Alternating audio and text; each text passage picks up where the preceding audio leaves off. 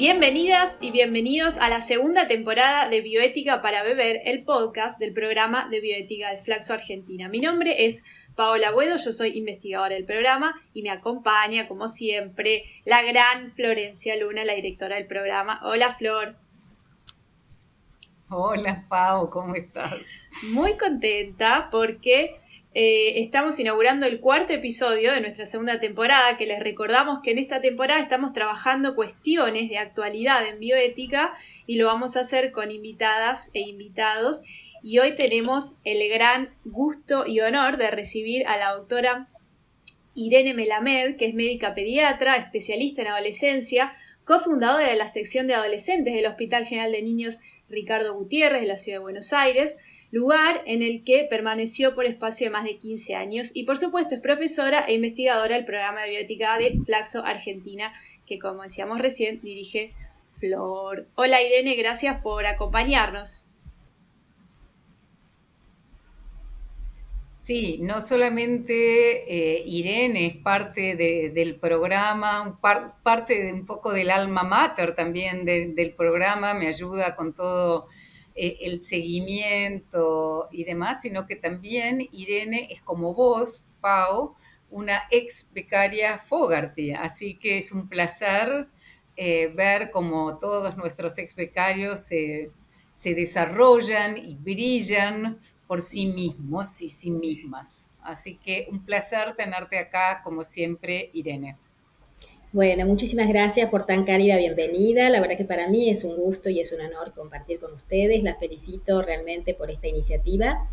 Y bueno, y un saludo a toda la audiencia, esperando realmente que este nuevo podcast sea de vuestro interés. Y bueno, para no dilatar más a nuestros oyentes con nuestras presentaciones y nuestras flores entre nosotras, vamos a ir al nudo. Y dado que Irene es una especialista en pediatría y en adolescencia, vamos a empezar preguntándole cómo debemos pensar conceptualmente a las autonomías en las infancias. Gracias, Florencia. Bueno, por un lado, estuve, por supuesto, volviendo a escuchar muchos de los podcasts de ustedes de la temporada anterior y hay uno que me pareció muy interesante, así que invito nuevamente a poder volver a escuchar a la audiencia, que es el de autonomía, ¿no? Que creo que fue realizado, me parece, si no me equivoco, en octubre del 2021. Así que, bueno, muchos de los interrogantes seguramente que se van a plantear están respondidos en ese podcast. Sin embargo, hoy vamos a enfocarnos en el tema de las autonomías en las infancias y en la adolescencia, que reviste, por supuesto, características particulares. Si uno tuviera que pensar el marco teórico, desde dónde nos posicionamos para pensar la autonomía en las infancias, bueno, por supuesto que digamos, la visión occidental de la autonomía es relativamente moderna, en cierto modo. Sin embargo, digamos, ya la filosofía moral en Kant, por ejemplo, tiene la autonomía como un elemento central, casi diría que es organizador un poco de la moralidad. Pero también en el utilitarismo, digamos, la autonomía también está presente. Sin embargo, no podemos dejar de considerar, digamos, los aportes de las éticas alternativas, que es una denominación acuñada por la doctora Luna y por Arlene Salles en uno de sus libros, y de alguna manera la autonomía reviste características particulares si la miramos desde la lente, por ejemplo, de la ética del cuidado, de la ética de la virtud y, por supuesto, del feminismo, que de alguna manera puso en evidencia o en la importancia, digamos, de una nueva concepción de la autonomía denominada la autonomía relacional. Así que como podemos observar, digamos, la autonomía puede ser observada en diferentes lentes y casi diría o me atrevería a decir que en infancia y adolescencia tal vez hablar de autonomía en sí mismo es un poco complejo por la multiplicidad de variables que intervienen. Tal vez debemos hablar de una autonomía progresiva, de acciones autónomas y fundamentalmente de situaciones de anticipación o de una guía anticipatoria. ¿Y qué sería esta autonomía progresiva? Que me parece que es un concepto clave. Digamos, ¿cómo se conceptualiza? ¿Cómo se piensa? ¿Por qué pensás que es aplicable a este contexto? Bueno, dicho esto, digamos lo que hemos pensado el marco teórico, voy a tal vez referirme de un modo tal vez más informal o menos académico, ¿no? Pero uno podría decir, en función a tu interrogante, Florencia, es que la autonomía en la infancia no nace de un repollo, ¿no? Digamos, como que no deviene por generación espontánea, ¿no? Digamos, de manera entonces que es responsabilidad, bueno, por un lado de los padres, pero por otro lado creo que el sistema de salud tiene una función esencial en este sentido y los trabajadores de la salud tienen una responsabilidad en contribuir al desarrollo de esta autonomía. Autonomía progresiva que implica que en la medida que se van adquiriendo una serie de capacidades evolutivas, de alguna manera cognitivas, emocionales, psicológicas, de alguna manera las personas o los niños en este caso pueden comenzar a desarrollar acciones autónomas, ¿no? Y uno podría hablar tal vez de una autonomía básica que tiene que ver con una autonomía más de mínima, y una autonomía ideal que tiene que ver con tratar de alcanzar algunos ideales, valga la redundancia, y que no siempre se pueden lograr, ¿no? Pero de todas maneras, esta autonomía progresiva, en mi opinión, se ve teñida por el rol de los padres y las relaciones que el niño va entablando, digamos, a lo largo de su vida.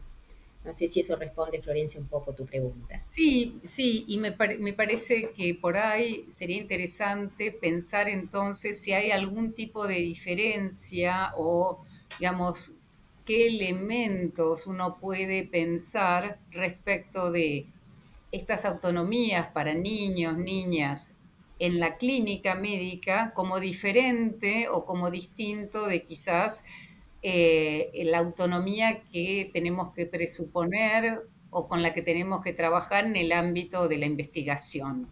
¿Hay elementos distintos? ¿Es lo mismo? ¿Tenemos que tener en cuenta diferentes cuestiones? ¿Qué es lo que pensás, Irene? Esto es un buen punto, porque bueno, por un lado el Código Civil y Comercial, digamos, de Argentina, yo sé que la audiencia es una audiencia sobre todo a nivel regional, de toda Latinoamérica, pero seguramente hay muchos puntos en común con las normativas, de alguna manera hace mención al cuidado del propio cuerpo, ¿no? Y en general lo refiere al ámbito de la clínica, no tanto al ámbito de la investigación, donde por ahí deja de lado, digamos, las intervenciones de investigación y no las incorpora, digamos, con estas decisiones del cuidado sobre el propio cuerpo. Sin embargo, uno podría decir, inclusive, bueno, soy miembro de la Sociedad de Medicina de Adolescentes de los Estados Unidos y que muchas veces se están actualizando un poco las guías de investigación en adolescentes y justamente pareciera ser que el escenario de la clínica informa de alguna manera al escenario de investigación. O sea que realmente pareciera ser que hay muchos puntos en común, si bien también hay algunas divergencias. Y esto en este sentido, por ejemplo, bueno, en el ámbito de la clínica, los adolescentes entre los 13 y los 16 años pueden tomar decisiones respecto de su salud autónoma, siempre y cuando estas intervenciones no sean o sean de bajo riesgo. De lo contrario, necesitarían, por encima de los 16 años, con la autorización o el permiso, digamos, por encima de los 16 años serían decisiones ya de adultos, pero entre los 13 y los 16 si las situaciones de salud ponen en riesgo la salud del adolescente, son intervenciones que no son mínimas, sino que tienen cierta complejidad, necesitan la autorización de los padres. En el caso de la investigación, a su vez, uno podría distinguir aquellas investigaciones que tienen el potencial de beneficio directo o no, y que eran las que anteriormente se llamaban y que producían realmente mucha equivocación, que tenían que ver con investigaciones terapéuticas y no terapéuticas, ¿no? Digamos, hoy se prefiere llamarlas intervenciones con potencial de beneficio directo y sin potencial de beneficio directo. En este sentido, aquellas investigaciones que suponen la posibilidad de un potencial de beneficio directo, en ese caso, digamos, se le da mucha importancia a la autorización de los padres. Por ejemplo, en el caso de tratamientos oncológicos, y cuando, por ejemplo, un niño puede ingresar en un protocolo de investigación o no, cuando en ocasiones es la única opción posible de tratamiento o de beneficio potencial, ¿no? De todas maneras, creo que lo importante es destacar, como ustedes también ya lo han comentado en varias oportunidades, digamos, la presencia de los grises, ¿no? Digamos, no hay decisiones de blanco y negro, y en este sentido creo que después, tal vez en un rato, podamos profundizar más en el concepto de competencias y capacidades, que son conceptos distintos y que nos ayudan, digamos, de alguna manera a poder conocer en qué situación está el niño o el adolescente para tomar decisiones. ¿Y cuál sería entonces estos conceptos? Porque vos, digamos, lo que tenemos que pensar es que tenemos una audiencia que no necesariamente sabe de bioética. Entonces, justamente sería importante que expliques, Irene, las diferencias entre competencia y capacidades. Bien, en general son términos que muchas veces se utilizan de forma indistinta, ¿no? Digamos, muchas veces aún uno mismo, ¿no? Digamos, de que lo ha estudiado, por momentos se encuentra con que mezcla un poco las palabras. Sin embargo, la competencia es un concepto más del tipo legal, ¿no? Es decir, una persona tiene o no una competencia para tomar decisiones. Esto también es importante porque ha sido objeto de estudio para determinar, por ejemplo, la edad de imputabilidad de los menores, ¿no es cierto? Entonces, bueno, ¿es competente o no es competente para tomar una decisión? Pero esto no solamente es en el ámbito de la infancia, también es en el ámbito del adulto y de la salud mental, inclusive Paola seguramente tu experiencia es muy amplia en este sentido. En el caso de las capacidades, en cambio, tiene que ver con aquellas fortalezas, aquellas destrezas, digamos, cognitivas que tienen los niños o que van adquiriendo, y esas fortalezas que contribuyen a la toma de decisiones. Me interesa, Ire, que podamos aplicar todos estos conceptos pensando una madre o un padre con un niño de, por ejemplo, 6, 7 años en el consultorio del pediatra, en tu consultorio. ¿Qué acciones podríamos hacer, por ejemplo, en ese contexto para fomentar que la niña o el niño puedan ejercer algunas acciones autónomas en ese contexto, digamos? ¿Qué podemos hacer como padres, madres o incluso como profesionales de la salud en esos contextos? Bien, ves interesante porque lleva justamente a la práctica, que básicamente es lo que nos interesa, ¿no? Digamos, cómo reducimos las brechas de implementación. Por supuesto que una consulta puede ser una fotografía, ¿no? Y entonces depende un poco el contexto de si es una familia y es un niño o una niña que uno lo conoce de antemano o es una primera vez, ¿no? Entonces uno de alguna manera no se siente autorizado, digamos, para hacer demasiadas intervenciones o cambios si es el primer contacto que uno tiene con esa familia. O sea, como vemos, hay una serie de ingredientes, ¿no? Que tienen que ver más con el arte, digamos, del estar en estas situaciones. Pero básicamente, y además, tiene que ver con cuál es el grado de situaciones que el niño o niña ha experimentado a lo largo de su vida. No es lo mismo un niño o una niña que ha tenido digamos, contacto frecuente con el sistema de salud porque ha tenido alguna dolencia, algún padecimiento en el que ha tenido que someterse a exámenes complementarios, a situaciones de pinchazos que le han dolido, digamos, o sea que realmente cambia sobremanera, digamos, el contexto. Pero básicamente una de las cosas que yo muchas veces insisto, por un lado tiene que ver con las medicaciones, ¿no? Digamos, muchas veces en un niño, por supuesto, siempre a medida que uno ve que el niño está maduro para poder escuchar lo que uno le está planteando y el modo en que uno se lo comunica.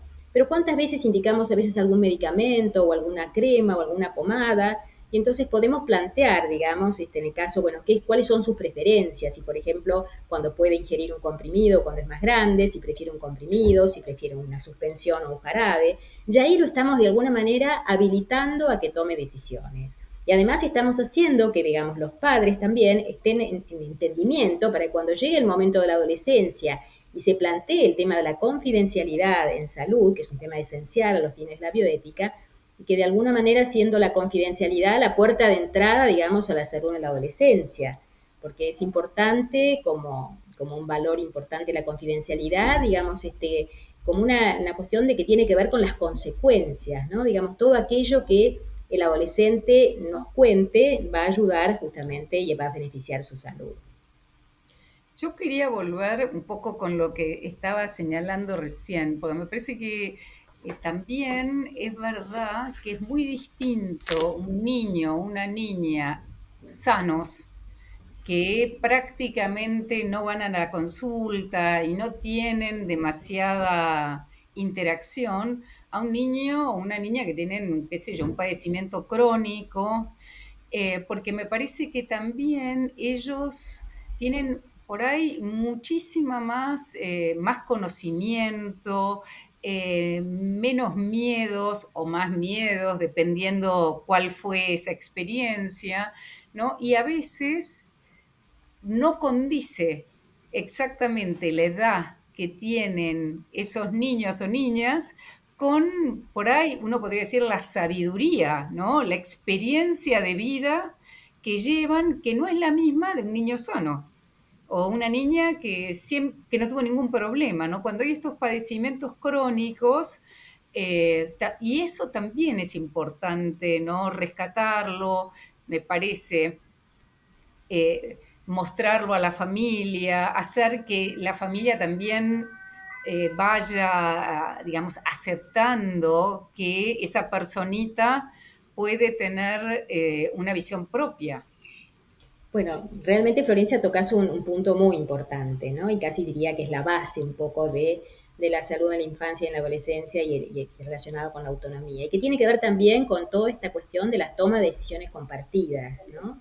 En un modelo de atención centrada en la persona y en la familia. De alguna manera, digamos, la toma de decisiones compartidas, que generalmente se dan ya en la adolescencia y en la adultez, también puede ser empezada a ser promovida, digamos, en la infancia, ¿no? Y entonces, pero además, como bien decís, no es lo mismo un niño que está en un protocolo de investigación y que tiene un padecimiento oncológico y que ha pasado por una serie sucesiva de ensayos clínicos y donde realmente en algún momento puede plantear de que no quiere seguir más, ¿no? Y entonces es ahí donde se plantean en qué medida, digamos, si el protocolo tiene una parte donde realmente tal vez pueda ser la única alternativa posible de tratamiento, uno de alguna manera puede no considerar la aceptación del niño y darle digamos, ese permiso a los padres, pero con la salvedad de que solamente esa parte del ensayo clínico no se le pedirá autorización al niño. De lo contrario, digamos, todo el resto el niño tiene que asentir, tiene que estar de acuerdo con lo que se le va a realizar.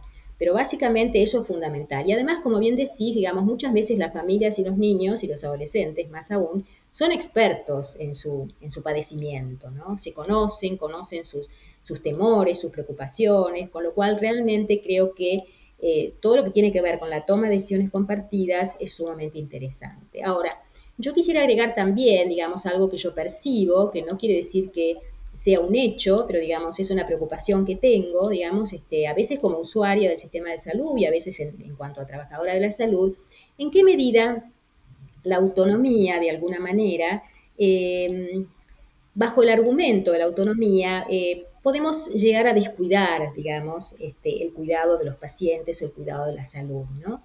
Muchas veces uno, tal vez hay como cierto eslogan de, bueno, la persona es una persona autónoma, tiene capacidad de decidir, si decide que no, lo dejamos así, ¿no es cierto?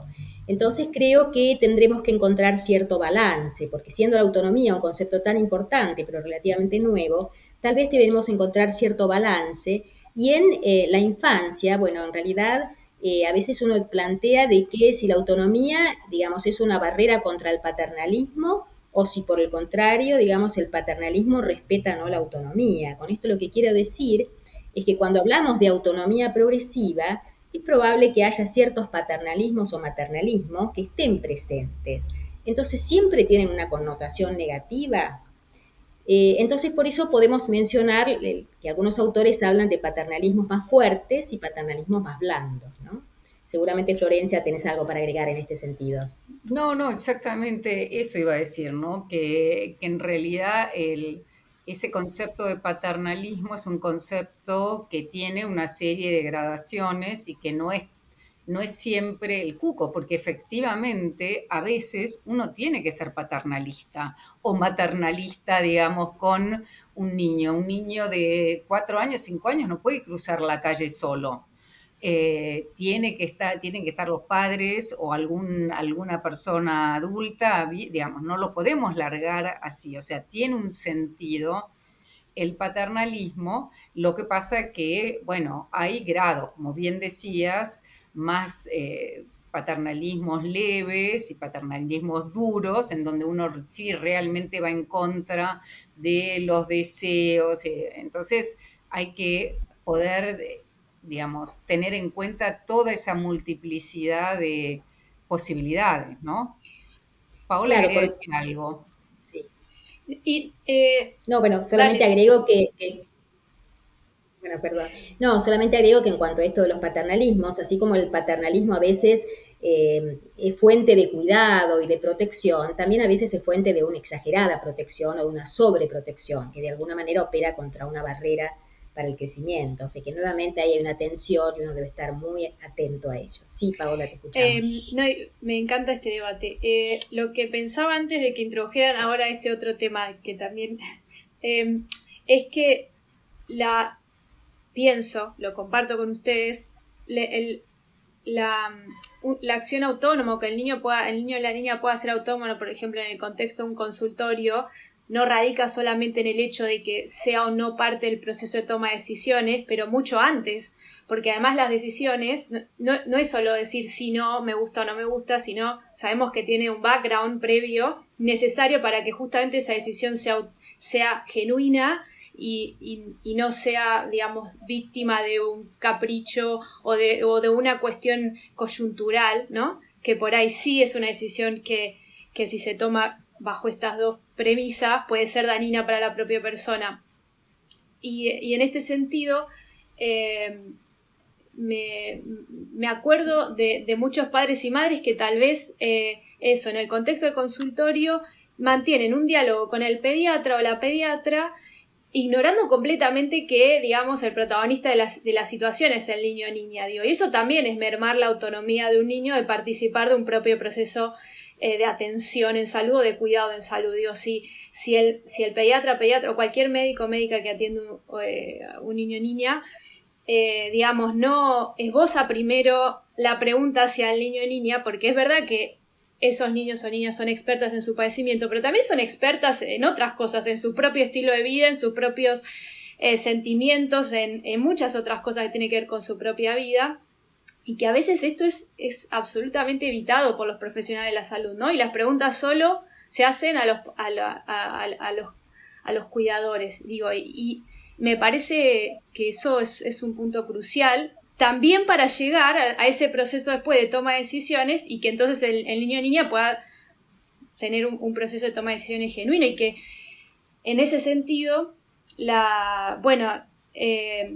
yo creo que no deberíamos confundir paternalismo con el rol paterno y materno, que tiene que ver con eso, con ir adecuando ese cuidado a lo que decía Irene hoy, a la progresividad de las capacidades y los deseos de ese niño, ¿no? No vamos a dejar, como decía Flor, que un niño cruce a los 5 años a la calle solo, porque claramente tal vez la competencia para darse cuenta si es seguro o no la tiene lo suficientemente desarrollada, entonces ahí necesitamos ejercer el rol de cuidador, pero tal vez ese niño de 5 años es lo suficientemente consciente de sus temores o de sus deseos, o no, que sí se pueden poner en juego en una consulta médica mucho antes de si prefiere tal o cual tipo de medicamentos. Yo creo que es un muy buen punto también, y en realidad, claro, así como el cruzar la calle o tomar un transporte público es algo que uno lo enseña con diferentes estrategias, tal vez todavía en el sistema de salud, digamos, más allá de algunas cuestiones de integridad y de integralidad del sistema de salud, todavía, digamos, coexisten ciertas miradas, digamos, de cierta dificultad en poder reconocer justamente, más allá de que hay el marco de derechos de la infancia con la Convención de los Derechos del Niño, digamos, ha cambiado radicalmente y ha pasado de ser el niño un objeto de tutela a ser un sujeto de derechos.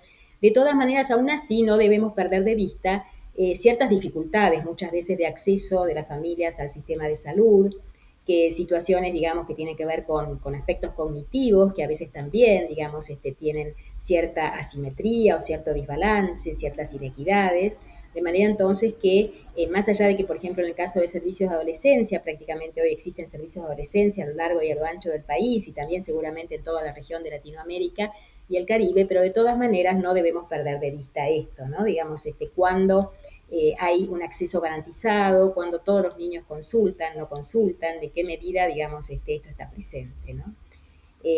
Pero además, otra cosa que se me ocurría mientras vos estabas charlando, tiene que ver con esas frases que a veces a uno lo marcan, ¿no? Pero bueno, hay una frase muy interesante de un autor anónimo español que dice que la adolescencia es una canción que ha comenzado a cantarse en la cuna, ¿no?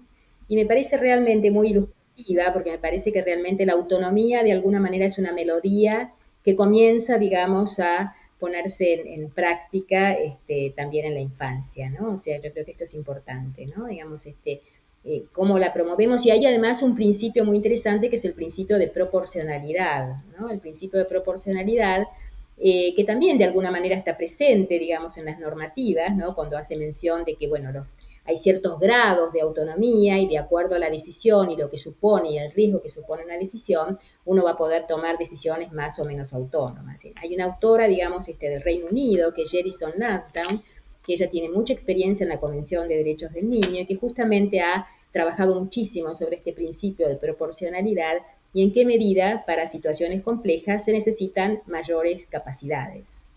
Dale, Flor. Y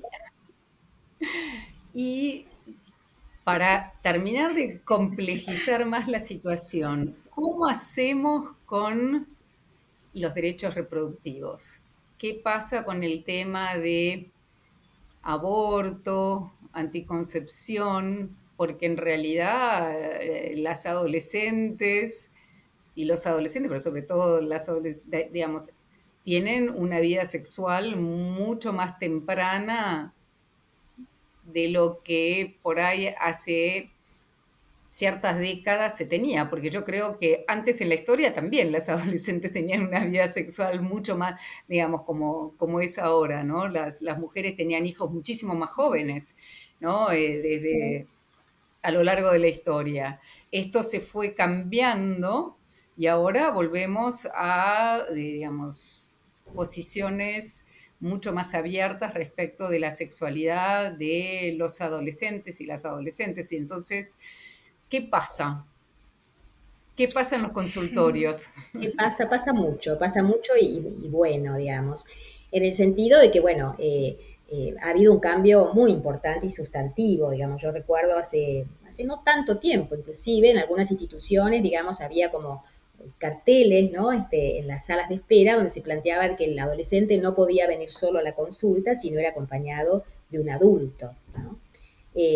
Bueno, afortunadamente, digamos, pertenezco a una generación que fuimos un poco pioneros en desarrollar servicios de adolescencia y de alguna manera fuimos un poco los que, el motor de poder sacar esos carteles, que no era una cuestión voluntarista de nosotros, sino que respondía a una apertura del marco de derechos de los adolescentes que posibilitaba, y además que ningún adolescente puede dejar de recibir atención aunque no venga acompañado por un adulto. Esto es un elemento fundamental y esencial. Por supuesto, como les decía, digamos, para mí la confidencialidad es la puerta de entrada a la salud sexual y reproductiva. Es decir, en la medida que exista confidencialidad en la consulta, el adolescente o la adolescente se sentirán, digamos, confiados en que la otra persona va a saber escucharlos y va a poder contribuir a brindarles soluciones a sus dudas y a sus problemas. De manera entonces que esto es importante que se anticipe, digamos, ya a los 10 años aproximadamente uno tiene que empezar a hablar de la importancia de que en algún momento, bueno, las consultas, digamos, van a ser hechas en un marco de confidencialidad. Y aún así, digamos, cuando un niño o una niña nos quiere contar algo, que no hace falta que sea adolescente, uno puede explicarle de que, bueno, no va a decir exactamente lo que nos cuenta, no le vamos a contar, digamos, a su familia, salvo que haya alguna situación, por supuesto, que ponga en riesgo su salud, o que vamos a ayudarlos también, porque los padres indudablemente que son sumamente importantes, puede haber algunas situaciones, pero en general los padres quieren lo mejor para los hijos, salvo, como decía, algunas situaciones muy importantes de abuso y violencia, pero entonces que vamos a ayudar a ese niño que pueda comunicarse de una manera mejor con su familia. O sea que el tema de la salud sexual y reproductiva ha dado un cambio sustancial, inclusive también las decisiones de aborto, digamos, como bien dijiste, y el tema de la sanción de la legislación de alguna manera también ha allanado el camino en ese sentido. Bueno, creo que podemos ir terminando porque estamos como en hora. Realmente apasionante. A mí me quedaba toda otra puerta que iba a abrir, pero me parece que acorde a los tiempos, que tiene que ver con cuándo es permisible la investigación en niños y niñas, pero ya vamos a invitarte en otra oportunidad, Ira, y vamos a tener este gran debate porque creo que también es un debate a dar todavía, sobre todo. Así que, bueno, te queremos agradecer muchísimo, la verdad que es un tema súper apasionante. Yo tengo una niña de 6 años, así que estaba especialmente interesada en tener esta conversación con vos. Muchas gracias por participar, en serio, estuvo muy bueno. No, al contrario, y un gusto para mí, les agradezco mucho la invitación y por supuesto quedo muy interesada en seguir hablando sobre la investigación en niños y adolescentes. Hay mucho para dar en ese sentido y hubo muchos cambios. Y solamente para terminar, si les parece, digamos, hay formas de medir estas capacidades, ¿no? Digamos, esto es importante. Hay una serie de instrumentos, desde escalas de MacArthur, o que inclusive han sido utilizadas para salud mental, otros métodos, digamos, formas de medir las capacidades, pero digamos, que no se transforme esto en un checklist o en una lista de chequeo donde uno va marcando si tiene o si no tiene. Creo que la mirada particular, la mirada, digamos, personalizada de cada situación y de cada familia, pero también, digamos, tiene que haber, no dejar solamente a la voluntariedad del equipo de salud, es decir, tiene que haber algo, digamos, alguna sistematización que permita, digamos, organizarse y poder tener una idea de algunos patrones. Y por eso, ya para terminar, seguramente les voy a dejar el enlace. Nosotros tuvimos la oportunidad de participar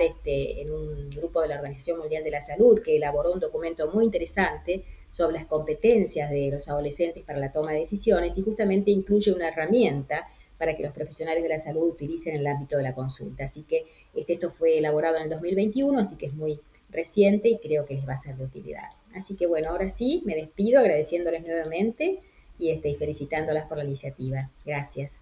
Muchísimas gracias, Irene. Fue interesantísimo y creo que van a haber muchos y muchas oyentes que van a estar fascinadas con seguir trabajando este tema. Muchísimas gracias de vuelta. Bueno. Y muchísimas gracias, Pau. Nos vemos la próxima. Gracias, y al equipo de grabación. Gracias. Sí. Bye, bye.